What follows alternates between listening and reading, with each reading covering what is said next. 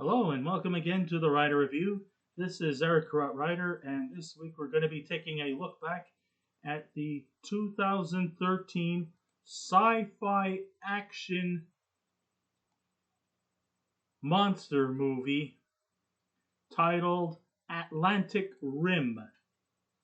Now, Atlantic Rim runs for 1 hour and 25 minutes long. It is directed by Jared Cohn.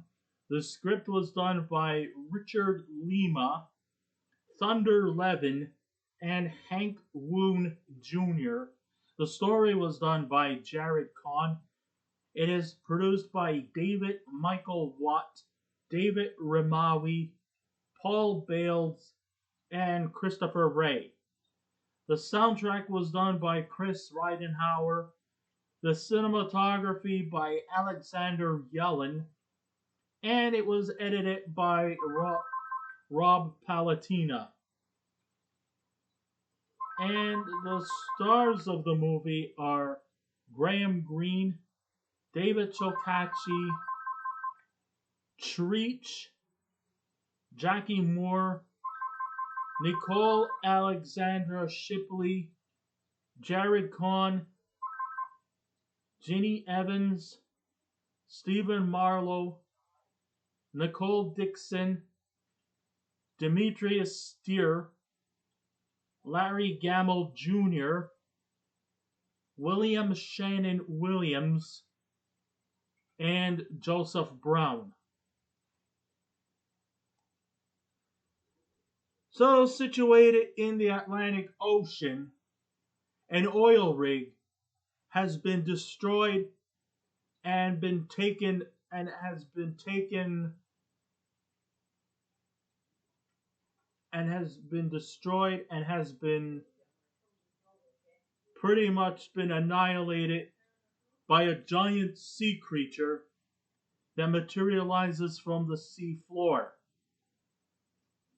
So, under the leadership of military commander General Hadley, played by well-known actor Greene, who played all kinds of different roles throughout his career. His most famous one, I still say, was his Oscar-nominated performance in Dances with Wolves as Kicking Bird.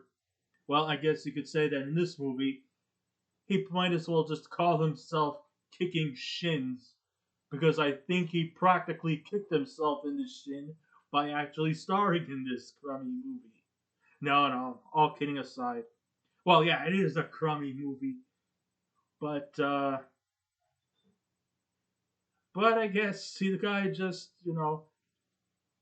phones his performance in this one, knowing that this movie is complete and utter bullshit. So General Hadley assigns 3 pilots.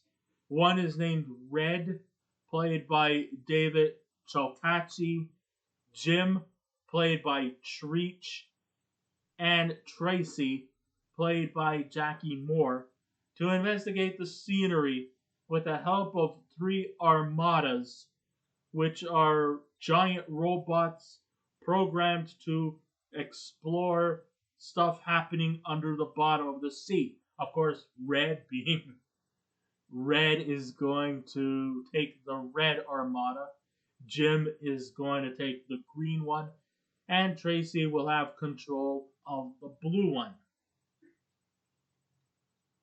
So when a giant sea creature makes his way or her way to land, Red goes against military protocol and defeats the monster in his red armada. But because even though he could be classified as a hero, but then again, it also goes by the whole theme of no good deed goes unpunished. So, in a definitive kiss my ass moment, yeah, he may have saved the day, but he's still gonna get fucked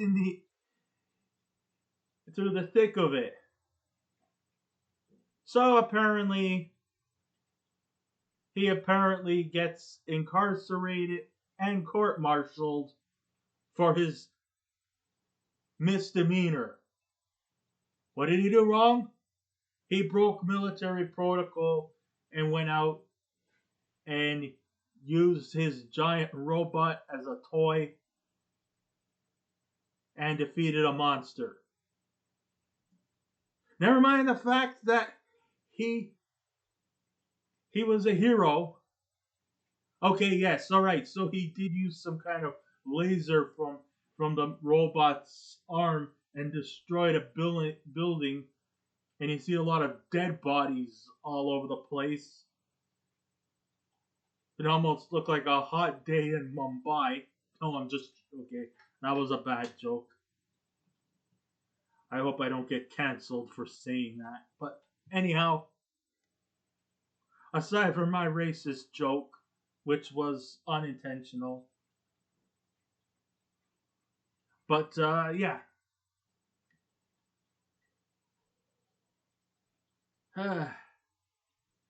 So he was declared the hero by the masses. He still went against military orders and was punished by his superiors and was sentenced to isolation for his misdemeanors. Thank you very much. I saved your asses and I get fucked in the end.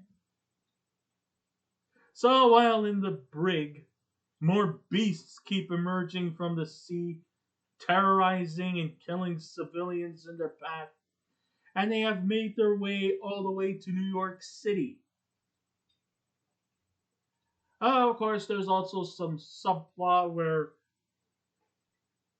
a little girl is trapped in a building which appears to be a tavern, and she's a 12-year-old, and Jim is talking to her like she's a toddler. You know, giving her a piggyback ride. A piggyback ride? Are you kidding me? She's 12 years old. He's talking to her like she's 3 years old.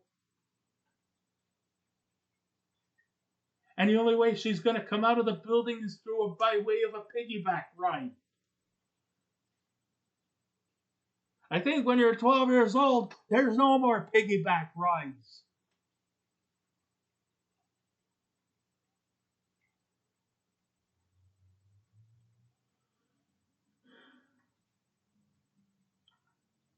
Anyhow, and there's also some other lame subplot between Red, Jim, and Tracy. And there's a bit of a romantic triangle that comes around there, which I didn't really give two fucks about. Even though I think Red was kind of a bit of an arrogant prick. Oh, yeah, he also does get his little Medal of Honor for saving the city, only for him the next day to go back in the brig. Only for Jim and Tracy to get him out.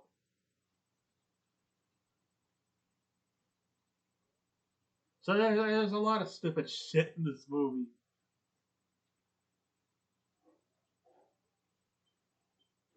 But then again, once you know who was under what production company this movie was made under, I think you'll probably get a very good understanding of what I mean. Meanwhile, General Hadley, along with another soldier and a few scientists and doctors, are trying to, come up with new gadgets and new stuff to advance their robotic apparatuses to make them more stronger and more powerful and more effective against these beasts. Well,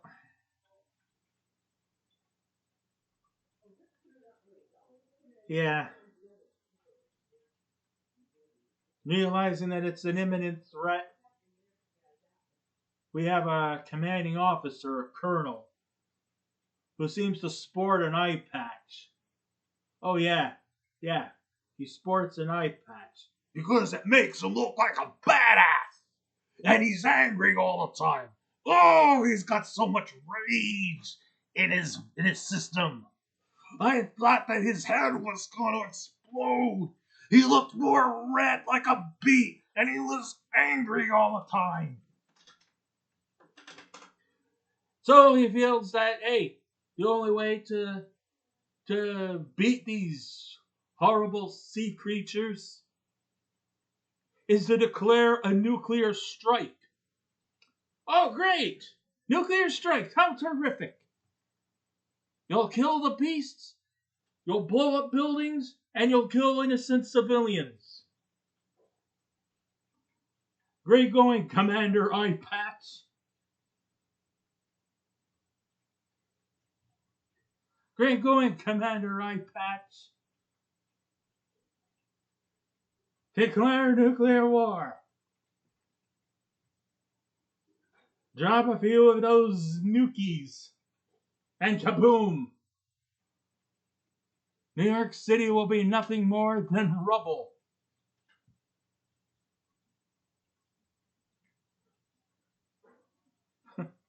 Yeah.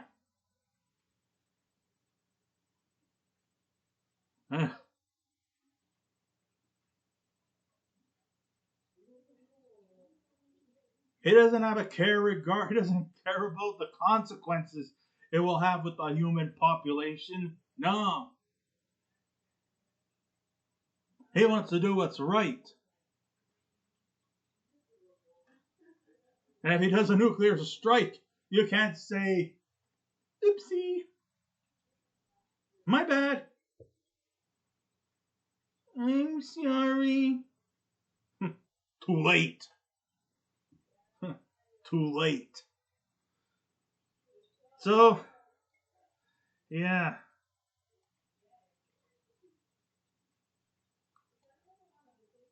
So, under the production company, simply known as the Asylum, they have kind of built some kind of a notoriety for making direct to video, low budget films and making it into something that we call mockbusters. In other words, these are not blockbusters, they're practically just, I guess, deliberate parodies of blockbuster movies. They make it their own and they also release it like days before the actual movie comes out. Like in this case, it's Atlantic Rim. This movie was actually released a few days before Pacific Rim was set to be released in theaters. I'll give you an example of another one too. In 2005, Steven Spielberg went on to adapt a movie based on the novel by H.G. Wells, simply known as War of the Worlds. Now, this is what Asylum did. Asylum eventually took the liberty to adapt their own version of the H.G. Wells novel, and it was on display one day before Spielberg's adaptation was released. That's what their notorieties were doing. Taking well-established stories, bringing their own adaptations to it, churning out their bullshit to the public masses before the real deal comes in. But I guess to avoid copyright infringement or possible plagiarism, even in terms of movie titles, they just changed Pacific Rim, but in this case, with the Asylum, they made Atlantic Rim. Since then, they took the creative liberties and released their own versions of popular movies with a low budget, albeit cheeky fare, and having more of a satirical spin on those big budgeted movies. Now, whether you are for all this so bad it's good movies, then maybe these movies are for you. But if you just want to simply say, fuck this bullshit, I want to see the real thing, then this movie, then avoid these ones at all costs. You won't miss much. Because most movies that come from the production company, the Asylum, are all pretty much direct to video, Sci-Fi Network crap. That's what it is.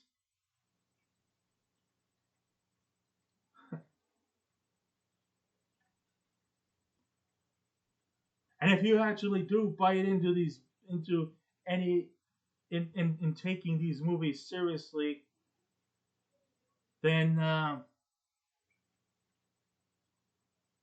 think there might probably be something wrong with you guys upstairs. I'm not judging, but these movies are not meant to be taken seriously. They're all spoofs, they're all parodies. And I'm not saying that Pacific Rim is something of anything of intellectual merit. No.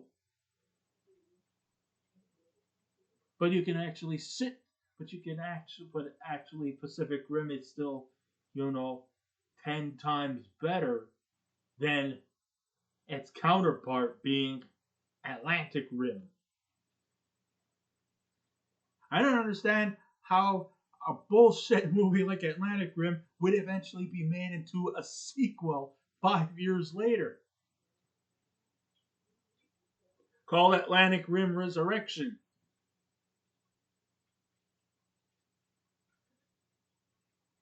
Which means, I guess, there are more sea beasts out there invading the East Coast. And I guess the military base needs to create more armadas or or or or build better robots.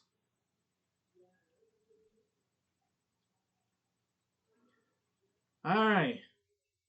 In 2012, Guillermo del Toro announced that he would be releasing a movie that features giant robots battling against giant sea creatures called Pacific Rim. This gave Asylum the opportunity to have their take on this movie, only just by switching oceans, and they would have it on display 4 days before Pacific Rim would hit the theaters. And while I'm not going to say Pacific Rim was one of Del Toro's best movies, no, Pacific, Pacific Rim was not really that successful at the box office. But after its release, they eventually had a strong fan following, which means that even though they were a box office flop, they would be considered a cult classic. However, Asylum's Atlantic Rim, although it was one of the more better films they released over the years, it was still complete bullshit. But hey, it's better than most of the other shit that they had released over the years. I guess so. I mean, they made it into a sequel in 2018.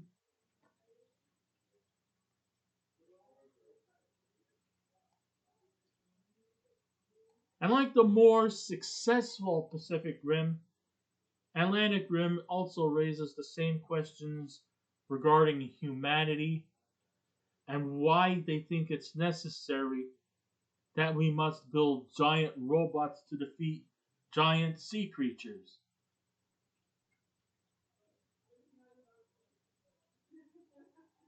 And sometimes when I looked at their robots, it kind of reminds me of Power Rangers, and even read Jim and Tracy, they seem to have a color scheme with them. Red, of course, is controlling the red armada. Jim is controlling the green armada, and Tracy is controlling the blue armada. Yeah. Go Power Rangers! Del Toro instead took a shortcut towards answering complex questions from pseudo intellectuals by making his movie take place in the future. In this movie, I don't see it being take place in the future. Okay, maybe there is this one part where I believe Red took one of the sea monsters, flew it all the way out of out in outside the Earth's axis, way out into space, and booted his ass somewhere far out into the galaxy. And the motherfucking lizard just blew up into pieces. Hey, humanity's saved. Well, at least for now. Sadly, the asylum couldn't get by that easily, so they decided to set the film in the present day and made it out like the military needed top of the line scientists and engineers in creating these robots in an effort to save humanity from being destroyed by these monsters. Of course, this kind of probably might have some kind of legitimacy towards the future of warfare. Do you think that in the future, when countries will go to war, it's not going to be man made wars? They're actually going to use robots to do their bidding? Maybe we've gone too fucking lazy.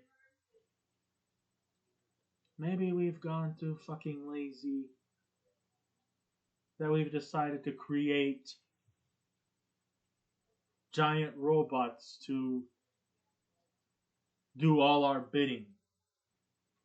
I mean, it's bad enough that a lot of stuff is now run by machine. Why not robots?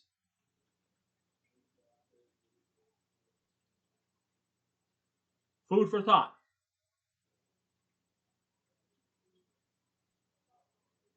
What's even more illogical is that the whole concept of just testing out these armadas without testing them to see if they're efficient or even safe for the pilots is quite baffling. I mean, basically, Red, Jim, and Tracy, they're all being placed inside these giant robots without having any experienced person actually testing them out. So it like makes me often wonder, like, how the hell are they gonna just let these guys go in when they don't even have experience in how to operate these machines, when even they themselves don't even know how to operate these robots? They've never tested it on anybody. They never even tested it on anybody. How do they even know they work? In order for a person to run these machines, you need to have somebody to test them out first before you could just let them on.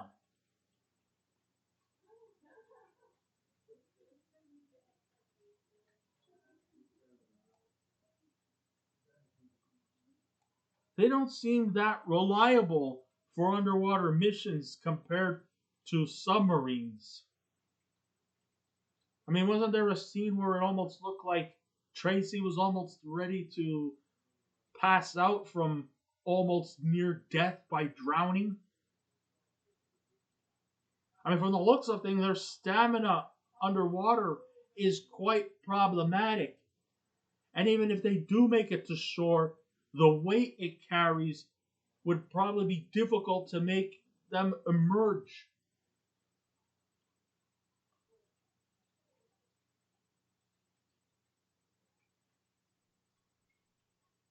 In other words, these guys are practically just like guinea pigs.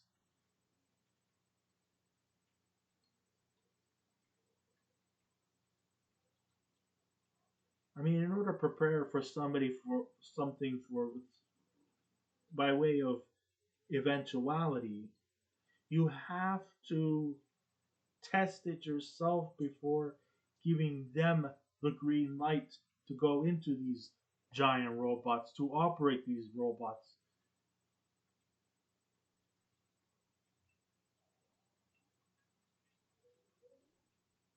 If not, just let the military drop their missiles and beat them. I mean, one pilot actually killed a monster.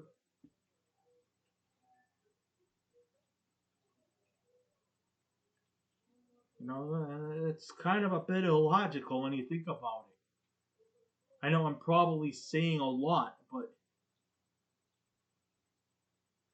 you know, it's just common sense. So, in spite of the shortcomings, I'll say one thing though: the special effects were better than most Asylum films.